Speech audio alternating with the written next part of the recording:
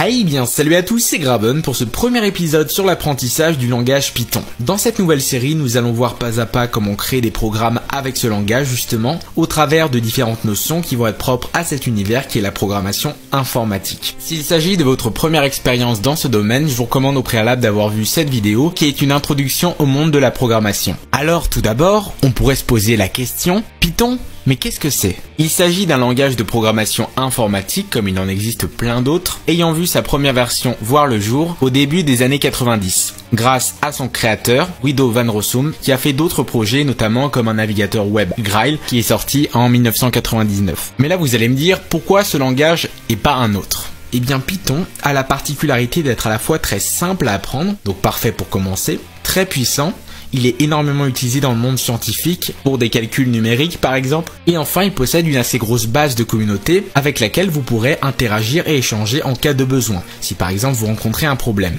Bien, maintenant qu'on a compris les enjeux de ce langage, je vous propose de télécharger ensemble les différents prérequis nécessaires pour développer en Python dans de bonnes conditions. Il nous faudra deux composants. Tout d'abord, il nous faudra ce qu'on appelle un interpréteur ou environnement. C'est tout simplement un endroit où va s'exécuter notre code Python. Parce que par défaut, vous ne pouvez pas le faire comme ça sur votre ordinateur n'importe où. Pour télécharger cet environnement, il vous suffit de vous rendre sur le site Python qui sera en description, dans la catégorie Download, et là vous aurez les différentes versions, pour Windows, Linux, Mac et les autres. Pour ma part, je suis sous Windows, donc je vais cliquer ici. Vous pouvez à ce niveau-là choisir la version adéquate à votre système d'exploitation. Pour ma part, je suis sous Windows 64 bits, donc ici je vais prendre l'installeur sous forme d'un exécutable. Le téléchargement c'est fait, il est très rapide puisque ça ne fait que 25 mégaoctets. Vous pouvez maintenant procéder à l'installation, donc vous allez cliquer dessus. Il s'agit d'une installation classique, donc aucune difficulté à ce niveau-là. Et voilà, après quelques secondes, l'installation s'est bien effectuée. Donc on peut fermer cet onglet. Ensuite, il nous faudra ce qu'on appelle un IDE. C'est un environnement de développement intégré, un logiciel sur lequel vous allez pouvoir écrire votre code. On pourrait très bien utiliser un simple éditeur de texte pour faire du Python, comme Notepad++, Sublime Text ou même le bloc-notes.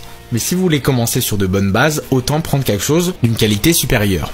Pour ma part, je vais utiliser cette IDE qui s'appelle PyCharm, qui a été créée par la société JetBrains qui fait pas mal d'environnements de développement pour développeurs justement. Donc vous allez ici appuyer sur Download Now. Vous pouvez à ce niveau-là choisir la version de votre système d'exploitation. Et parmi deux versions. Tout d'abord, vous avez une version de PyCharm pour les professionnels. Elle est payante, mais vous avez ici un essai gratuit. Et une deuxième version communauté, qui elle pour le coup est totalement libre et gratuite. Donc on penchera plutôt sur cette deuxième version pour commencer à développer. Donc vous appuyez sur Download et ça va le télécharger. Ok, une fois le téléchargement fini, on va lancer l'installeur. Et on va pouvoir